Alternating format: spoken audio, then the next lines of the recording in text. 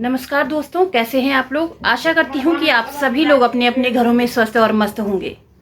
साथियों, मैं हूं एडवोकेट अमृता रावत और मैं उत्तराखंड के जिला पौड़ी गढ़वाल से हूं। सबसे पहले अगर आप मेरे चैनल पे नए हैं तो आप मेरे चैनल को सब्सक्राइब कर दीजिए और आज की मेरी वीडियो को लाइक और मुझे कमेंट जरूर कीजिएगा कि आज का ये वीडियो आपको कैसा लगा।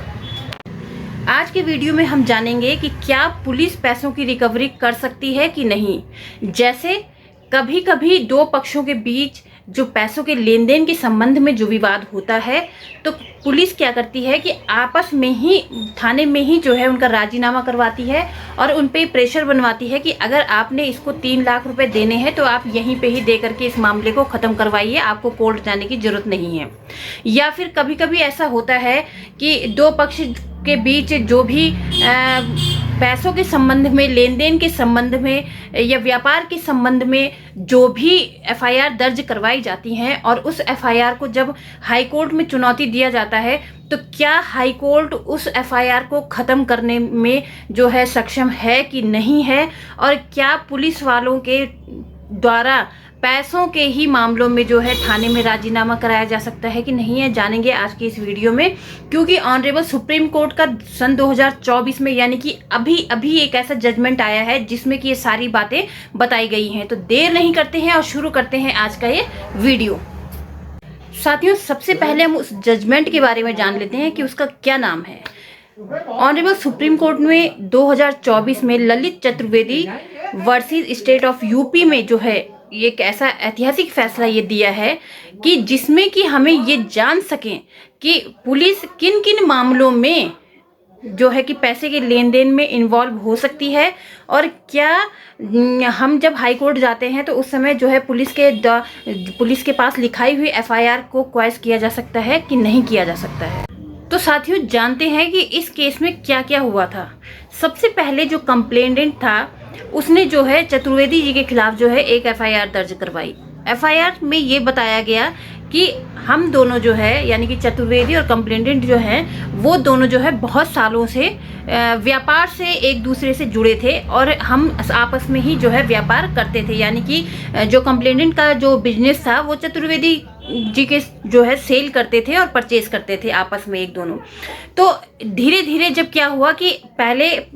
पैसों का लेन देन समान रहा, मतलब चतुर्वेदी जी इनको पैसे देते रहे, लेकिन धीरे धीरे जब बिजनेस ज़्यादा बढ़ता गया तो चतुर्वेदी जी ने जो है इनको 3 लाख 4 लाख रुपए का जो है एक तरीके से घोटाला आप कह सकते हैं उसमें कर दिया और वह पैसे देने को बिल्कुल भी तैयार नहीं हुए। इसके बाद जब कंप्लेनेंट को पता चला कि मेरे साथ धोखा हो रहा है, मेरे से माल खरीदा तो जा रहा है लेकिन उस माल का जो है पैसा मुझे नहीं दिया जा रहा है और चतुर्वेदी जी ने अभी भी जो है मेरे 4 लाख 5 लाख रुपए देने हैं, तो इस बात को जब वो समझे तो उन्होंने जो है बताया कि मेरे साथ जो है धोखाधड़ी सामने वाले के उसमें हो रही है और वो उसकी नीयत जो है बिल्कुल भी पैसे देने की नहीं है। तो इसके खिलाफ चार्ज 406 और 506 सेक्शन के तहत जो है इसमें जो है एफआईआर दर्ज क्यों न कराई जाए। अब जब एफआईआर दर्ज हो जाती है थाने में तो पुलिस की छानबीन शुरू हो जाती है और पुलिस बिना ये जाने कि क्या इसमें ऑफेंस बनता है या नहीं बनता है, बिना कोई छानबीन किए हुए जो है इसमें चार्जशीट दाखिल कर देती है। अब जब चतुर्वेदी जी के खिलाफ जो है एफआईआर हो गई है, चार्जशीट दाखिल कोर्ट में हो गई है, तो इस चीज़ से क्षुब्ध होकर के जो है चतुर्वेदी जी जाते हैं ऑनरेबल हाई कोर्ट में। अब हाई कोर्ट में साथियों, जब भी आपको ऐसा लगे कि आपके खिलाफ जो है कि कोई मामला नहीं बनता है, ये पुलिस की मिलीभगत से एफआईआर हुई है या पुलिस इस मामले में मुझे जानबूझ के फंसा रही है या ये मामला मेरे खिलाफ नहीं बनता है और ये सब कुछ जो है मेरे लिए एक षड्यंत्र के रूप में किया जा रहा है, मुझे फंसाने के लिए किया जा रहा है, तो आपके पास एक पावर और होती है कि आप जो है अपने राज्य की हाई कोर्ट में जाकर के जो है उस एफआईआर को चैलेंज करवा सकते हैं। यानी कि आप एफआईआर को चैलेंज करवाने के साथ साथ जो है वहाँ पे ये बताएंगे कि आप ऐसा क्यों कह रहे हैं। यानी कि अगर आप आपके खिलाफ फर्जी एफआईआर हुई है तो इसके लिए आपके पास कोई ठोस सबूत होने चाहिए, ताकि आप हाई कोर्ट में जाकर के ये बता सकें कि मेरे खिलाफ जो है प्रथम दृष्टया जो है कोई भी मामला नहीं बनता है, मैं इन सब के बारे में नहीं जानता हूं और मुझे जो है फंसाया जा रहा है, मेरे खिलाफ जो है झूठी एफआईआर पुलिस से मिल करके करवाई गई है। ऐसा सब कुछ आपको जो है हाई कोर्ट में कहना होता है और रिटर्न में कहना होता है। उसके लिए आपको एविडेंस देने पड़ते हैं, साक्ष्य देने पड़ते हैं, तब जा करके हाई कोर्ट जो है इस चीज पे विचार करती है कि वास्तव में सामने वाले के खिलाफ फर्जी एफआईआर दर्ज हुई है या सामने वाला एमी बस यहाँ आकर के ऐसे ही कह रहा है कि मेरे खिलाफ जो है एफआईआर गलत दर्ज की गई है। अब जब चतुर्वेदी साहब जब हाई कोर्ट में गए और उन्होंने अपनी सारी बातें जो जो अभी मैंने बताई वो सारी बातें जो है ऑनरेबल हाई कोर्ट के समक्ष रखी, तो हाई कोर्ट ने उनकी बातों को जो है नजरअंदाज कर दिया या उनकी बातों में हाई कोर्ट को कोई दम नहीं लगा। और हाई कोर्ट के द्वारा ये बताया गया कि आपकी जो भी बातें हैं उसमें कोई दम नहीं है, आपके खिलाफ आपने जो है अपने फेवर में जो भी एविडेंस यहाँ पे रखे हैं उनमें कोई दम नहीं दिखता है और उसमें कोई पावर नहीं दिखती है। इसलिए जो है प्रथम दृष्टया जो है आपके खिलाफ एफआईआर बननी चाहिए और जो ये एफआईआर है वो सही तथ्यों पर आधारित है, आपकी चार्जशीट सही तथ्यों पर कोर्ट में प्रस्तुत की गई है और आपका मामला एफआईआर से संबंधित जो भी आपका मामला है वो बनता है और आपके खिलाफ केस चलाया जाएगा। अब चतुर्वेदी जी बड़े ही परेशान हो गए, बड़े ही क्रोधित हो गए कि जब मैंने कोई ऐसा मामला किया ही नहीं है तो क्या वास्तव में मेरे खिलाफ मामला बनना चाहिए, मेरे खिलाफ एफआईआर होनी चाहिए। इस बात से क्षुब्ध होकर के जो है चतुर्वेदी जी पहुंचते हैं देश की सर्वोच्च न्यायालय में, न्याय का मंदिर है जिसे कहा जाता है, देश के सर्वोच्च न्यायालय दिल्ली में वे पहुंचते हैं और वहाँ उनसे जो है यह गुहार लगाते हैं कि क्या मेरे खिलाफ ये मामला बनना चाहिए। तो सुप्रीम कोर्ट के सामने दो तथ्य सामने आते हैं इस मामले के कि क्या चतुर्वेदी जी के द्वारा जो है कंप्लेंटेंट के साथ जो है कोई ऐसा ट्रस्ट, कोई ऐसा जो है धोखा किया गया है जो वास्तव में प्रथम दृष्टया एफआईआर लिखने के लिए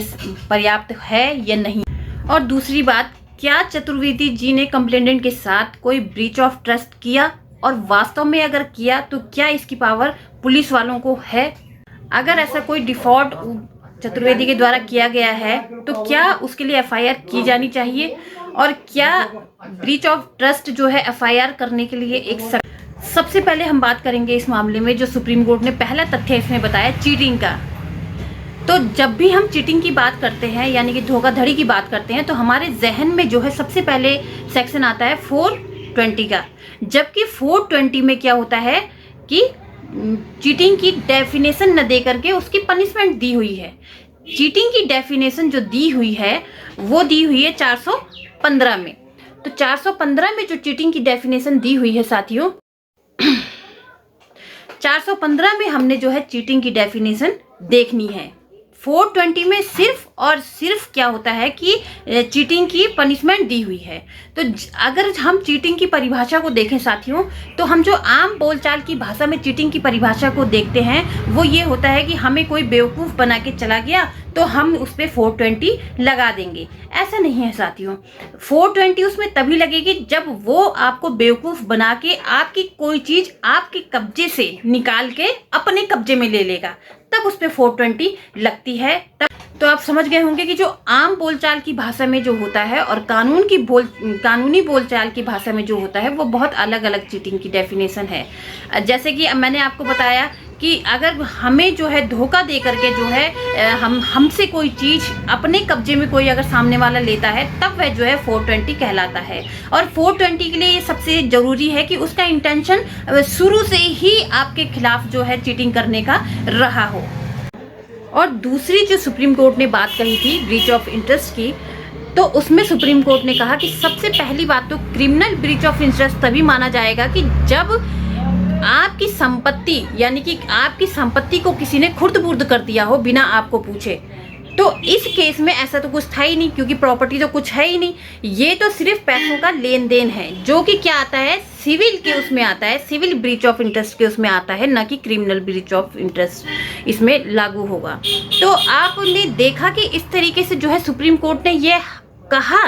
कि आप जो है बेवजह किसी को जो है कोर्ट के चक्कर लगवा के जो है इस तरीके से परेशान नहीं कर सकते हैं, जबकि सामने वाले का इंटेंशन ऐसा कुछ नहीं है कि वह पैसा नहीं देगा। वो कह रहा है कि मेरी अभी मतलब आप दोनों की बात हो रही है, वो अपनी कंडीशन आपको बता रहा है कि मैं आपको पैसा 6 महीने में दे दूंगा, अभी मेरे घर की कंडीशन सही नहीं है, मेरे बिजनेस की कंडीशन सही नहीं है, या मेरे साथ आगे से कहीं फ्रॉड हो गया है और मेरा पैसे का जो टर्नओवर है वो सही नहीं चल रहा है, इसलिए मैं आपको पेमेंट नहीं कर पा रहा हूँ, मैं आगे जा करके आपको पेमेंट कर दूंगा। जब आप दोनों की बात हो रही है, यानी कि चतुर्वेदी जी का इंटेंशन ये नहीं था कि मैं 6 लाख रुपए उनको नहीं दूंगा, कंप्लेंटेंट को नहीं दूंगा। तो हाई कोर्ट ने सुप्रीम कोर्ट ने जो है हाई कोर्ट को भी फटकार लगाई कि आप बेवजह किसी को जो है साल भर 2 साल ट्रायल में फंसा रहे हैं किसी व्यक्ति को, और वो कोर्ट में आ रहा है, अपना समय बर्बाद कर रहा है, अपना पैसा बर्बाद कर रहा है। आप ऐसा नहीं कर सकते हैं। और आप समझिए कि क्रिमिनल ब्रीच ऑफ इंटरेस्ट और सिविल ब्रीच ऑफ इंटरेस्ट में अंतर है। तो आप इस FIR को जो है क्वाइस करवा सकते थे, खत्म करवा सकते थे, लेकिन आपने नहीं कराया। और चतुर्वेदी जी के फेवर में ये फैसला गया। ऑनरेबल सुप्रीम कोर्ट ने कहा कि ये FIR रद्द होनी चाहिए, और सख्ती से कहा कि रद्द होनी ही चाहिए, और बेवजह आप किसी को कानूनी कार्रवाई में नहीं लपेट सकते हैं, उन्हें जो है कानून के चक्कर, कोर्ट के चक्कर नहीं लगवा सकते हैं। तो साथियों, आज का ये जो वीडियो है वो आप सभी और ज़्यादा से ज़्यादा लोगों के साथ शेयर कीजिए, और आप तो पूरा ज़रूर देखिए इस वीडियो को, क्योंकि ऐसे बहुत से मामले आजकल फ्रॉड के दिखाई दे रहे हैं। ज़रूरी नहीं है कि वो बिजनेस से ही संबंधित हो सकता है आपके साथ बैंक की कोई धोखाधड़ी हो गई हो, या जो ऑनलाइन आजकल फ्रॉड हो रहे हैं उसमें कोई धोखाधड़ी हो गई हो, और किसी ने आपके खिलाफ फर्जी FIR, धोखा किसी और ने किया लेकिन नाम आपका ले लिया, तो आपके खिलाफ FIR दर्ज करवा दी गई। आप इस मामले में भी जो है इस केस, इस जजमेंट का जो है